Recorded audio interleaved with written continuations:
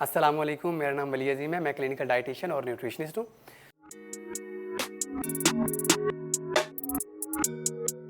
हम ओबेसिटी पे बात कर रहे थे तो मैंने आपको फैक्टर्स बताए, डेफिनेशन के बारे में हमने देखा, डाइट बताई, फिर मैंने बीएमआई के बारे में बताया। आप में से काफ़ी लोग पूछ रहे थे, तो आज मैंने स्टार्ट किया है। मैंने आपसे बताया था, मैंने आपको कहा था कि मैं वेट लॉस प्लेट्यू के बारे में बताऊंगा।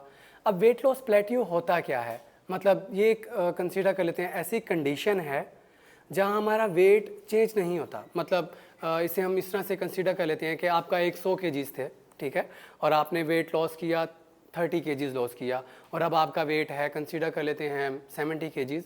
अब वो मतलब आप जो भी कर रहे हैं वो एक कंडीशन पे आके रुक गया है। वो आप जो भी ले रहे हैं, आपने हालांकि इतनी कैलोरीज कट कर ली हैं कि आप 500 पर ले रहे हैं, पर डे ले रहे हैं, लेकिन फिर भी कुछ नहीं हो रहा। तो मैं आपको ना उसकी रीज़न्स बताता हूँ कि क्यों होती हैं, ठीक है। फर्स्ट ऑफ ऑल कुछ ट्रैक्स हैं, मतलब आपको ट्रैकिंग करनी है कि मैं कहाँ लैगिंग कर रहा हूँ या मैं कहाँ लैग कर रहा हूँ। उसमें सबसे फर्स्ट पॉइंट पे आता है कैलोरीज। आपने अपनी कैलोरीज देखनी है कि मैं कितनी कैलोरी इनटेक कर रहा हूँ, ठीक है। मतलब मैंने अगर आप अपने किसी डाइटिशियन से आपने डाइट प्लान लिया है, आपने किसी से भी लिया है, तो आप अपनी कैलोरीज को देखें, क्या मैं उतनी कैलोरीज ले रहा हूँ जितनी उसने कही है, ठीक है। क्या मैं अच्छा सेकंड आ जाते हैं इसमें मील्स। अब मील सबसे बड़ा इशू होता है। एक डाइटिशियन आपको लिख के देता है कि आपने 400 ग्राम लेना है, फॉर एग्जांपल 400 ग्राम ये लेना है, 200 ग्राम ये लेना है, मिल्क लेना है, हम कंसीडर करते हैं। बट हमसे ना क्वांटिटी मैनेज नहीं हो रही होती, हम मील की क्वांटिटी को नहीं देख रहे होते। एक लार्ज मील होता है, एक स्मॉल मील होता है, हमें उस मील को उतना ही रखना है जितना हमारे डाइटिशियन ने रेकमेंड किया है। अच्छा, अब हाँ, उस मील को अगर हम जितना लार्ज करते जाएंगे उतनी कैलोरीज बढ़ती जाएंगी। हमें इस चीज़ का खास ख्याल रखना पड़ता है। और थर्ड फैक्टर अगर हम देखें तो उसमें स्ट्रेस आ जाता है।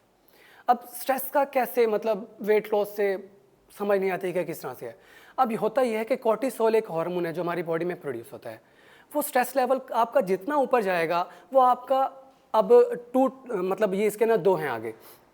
आपने सुना होगा, आपने देखा होगा, कुछ होते हैं लोग जिन्हें स्ट्रेस हो तो वो ज़्यादा खाते हैं, और कुछ होते हैं जो कुछ भी नहीं खाते, ठीक है। अब ये इनमें से दोनों में से कंडीशन, जो मैक्सिमम ओबीज होते हैं उनकी कंडीशन होती है कि वो ज़्यादा खाते हैं, ठीक है। अब हमारे पास फोर्थ फैक्टर है स्लीप।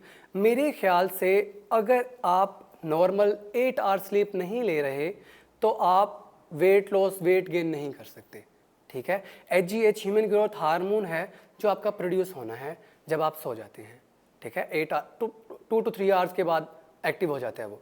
अब वो नहीं होगा तो आपका ऑलमोस्ट जितने भी हैं आप स्ट्रेस में आ जाएंगे, वही वेट लॉस स्ट्रक हो जाएगा।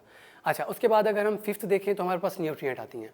अपनी ट्रैक करें न्यूट्रिएंट्स को, मतलब इसका क्या है, न्यूट्रिएंट्स क्या होते हैं। 6 बेसिक न्यूट्रिएंट्स हैं, ठीक है। Carbohydrates, fat, protein, vitamin, mineral, water, ठीक है। आप अपना देखें, सबसे ज़्यादा मैंने आपको फर्स्ट में भी जब डाइट प्लान बताया था तो मैंने आपको बताया था कि उसमें 2 न्यूट्रिएंट बहुत इंपॉर्टेंट हैं, एल्स देन जो हमारे 4 हैं, क्योंकि वो हम ले रहे होते हैं। अब तो वो कैसे इंपॉर्टेंट हैं, हम कंसीडर करते हैं कि मैं कैल्शियम नहीं ले रहा, ठीक है, मैं मिल्क नहीं ले रहा, मैक्सिमम जो सोर्सेज हैं वो कैल्शियम से आते हैं हमारे, ठीक है। अब मैं नहीं ले रहा तो उसका इतना ज़्यादा इम्पैक्ट कैसे पड़ जाता है। एक रिसर्च है, ठीक है, जो मिल्क से रिलेटेड है। अब वो कहते हैं कि उसमें रिसर्च में लिखा हुआ था, वो वर्ड्स हैं कि हमें नहीं पता क्यों, बट जब मैंने 2 स्टडीज़, मतलब उसने जो थे ए ग्रुप और बी ग्रुप, मैंने जब वो कहता है कि ए ग्रुप को मिल्क दिया और दूसरे को नहीं दिया, तो जो ए सेम कैलोरीज पे, आइसोकैलोरिक पे थे, सेम कैलोरीज इसका मतलब होता है, तो जो ग्रुप ए था जिसे मिल्क दे रहे थे उसका ऑलमोस्ट 1 to 2 केजीज वेट ज़्यादा लॉस हो रहा था उनसे जो कि था। उसमें कोई फैक्टर्स होते हैं, बहुत से फैक्टर्स इसमें आ जाते हैं। अब तो अपना न्यूट्रिएंट को देखें, ठीक है, जिसमें विटामिन और मिनरल मेजर हैं। फिर हमारे पास अगर मैं आगे चलूँ तो चीट आ जाता है, सबसे मतलब जो मुझे बुरा भी लगता है और करने का दिल भी करता है लोगों का। तो आप काइंडली अपनी चीट्स को मतलब देखिए, आपके डाइटिशियन ने कहा है कि आफ्टर 15 डेज़, तो मतलब 15 डेज़, ठीक है। अगर उसने कहा है एक मैं मतलब हफ्ते में एक करनी है तो आप एक हफ्ते में एक करें, ठीक है। मतलब दिल करता है यार खाने का, मुझे भी पता है, लेकिन चीट्स को कंट्रोल करें। जितना कम चीट करेंगे आप किसी को चीट नहीं कर रहे, आप खुद को चीट कर रहे हैं, ठीक है।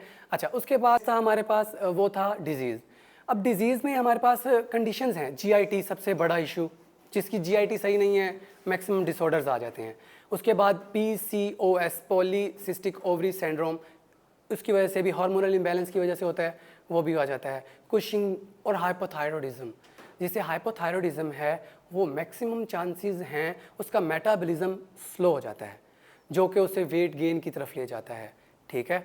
और अगर हम लास्ट की तरफ चलें, एक्सरसाइज, आप खुद को देखें, आप इनएक्टिव हैं, सीडेंट्री लाइफस्टाइल है, अपना लाइफस्टाइल को चेंज करें, एक्टिवनेस की तरफ आएँ, अपनी खुद को देखें मैं किस मतलब एक्टिविटी लेवल पे हूँ, जिसे हम फिजिकल एक्टिविटी लेवल कहते हैं, ठीक है। अब व्हाट शुड आई डू, मतलब मुझे अब इस पे क्या करना चाहिए। मैंने आपको इतना बड़ा एक बता दिया कि इन फैक्टर को हमने ट्रैक करना है, अब हमें करना क्या है। वो मेरे पास ऑलमोस्ट 10 पॉइंट्स हैं जो मैं आपको गाइड करूँगा। अपनी कैलोरीज को कट करें, ठीक है।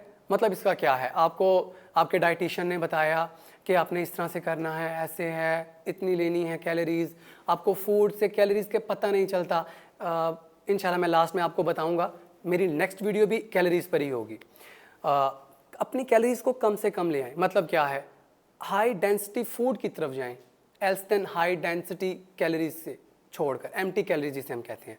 मतलब क्या है इस बात का, आप अगर हम देखें कि fruits and vegetable low in calories होते हैं, ठीक है। और अगर हम ये जो फास्ट फूड हैं जिन्हें हम मतलब कहते हैं, मैं क्यों कहता हूँ कि यार फास्ट फूड ना लें, वो हाई इन कैलोरीज होते हैं, ठीक है। प्रोसेस्ड चीज़ें हैं, उसमें सिंपल कार्ब होते हैं जो आपको इंस्टेंट मतलब ऐसे आपको लगता है कि यार वाह मज़ा आ गया। अच्छा, अब सेकंड हमारे पास इसमें पॉइंट आ जाता है न्यूट्रिएंट का। अब अपने न्यूट्रिएंट को देखें, आप कहाँ लैक कर रहे हैं, किन न्यूट्रिएंट्स में लैक कर रहे हैं। को फैक्टर्स होते हैं, बहुत से फैक्टर्स होते हैं उसमें, मतलब सेलेनियम को ले लें, मैग्नीशियम को ले लें, जिंक को ले लें। अब इंसुलिन भी हमारे वेट लॉस में काम आता है, तो जिंक उसकी मतलब मेटाबॉलिज्म में काम आता है। तो अगर जिंक की हमें डेफिशिएंसी है, जिंक है जो हमारी बॉडी में स्टोर नहीं होता, अब उसकी डेफिशिएंसी होगी तो क्या होगा, ऑब्वियसली वो नहीं करेगा। एक मैंने आपको वही कपड़े वाली एग्जांपल को याद कर लीजिए, तो सेम ही बात है कि धागा नहीं है तो आगे कैसे बनेगा। अच्छा, उसके बाद हम चलते हैं अपने मील्स को लुक आफ्टर करें, देखें मैं मील कितना ले रहा हूँ, बड़ा मील है या छोटा मील है, अपने मील्स को छोटा कर दें। इवन तो मेरे पास काफ़ी लोग आते हैं, मैं उन्हें यही कहता हूँ कि यार, वो कहते हैं वली भाई मुझसे डाइट नहीं होगी, मैं डाइट नहीं कर सकता, ठीक है। तो मैं उन्हें कहता हूँ यार सब कुछ खाओ, पोर्शन छोटा कर लो। मतलब हम चावल की एक प्लेट है तो उसमें से 4-5 निवाले ले लो, है तो सिर्फ पेट ही भरना ना। उसके बाद हमारे पास आ जाती है हाई इंटेंसिटी एक्सरसाइज, जहाँ पर आपका वेट स्टक हो गया, अपनी एक्सरसाइज इंटेंसिटी बढ़ा दें, ठीक है। आप अपनी एक्सरसाइज इंटेंसिटी बढ़ाएंगे, उससे क्या होगा, आपका जो एक एक्टिविटी लेवल है वो बढ़ जाएगा, कैलोरीज ज़्यादा बर्न करेंगे, ऑब्वियसली सिंपल हो जाएगा। अच्छा, उसके बाद हमारे पास क्या आ जाता है, डिजीज़ वगैरह को, अपनी डिजीज़ मैनेजमेंट की तरफ जाएं। अगर आपको कोई मतलब कॉन्स्टिपेशन सबसे बड़ा इशू आता है जो मैंने देखा है, ऑलमोस्ट 27% फीमेल्स और 25% मेल, 24 to 25% मेल, इनमें डोमिनेंसी होती है जब वो ओबीज हों तो कॉन्स्टिपेशन की। अब आपने कॉन्स्टिपेशन पे, मैं इंशाल्लाह ताला ये नेक्स्ट वीडियो में ही आपको बताऊंगा कि हम इससे कैसे गेट रीड कर सकते हैं कॉन्स्टिपेशन से।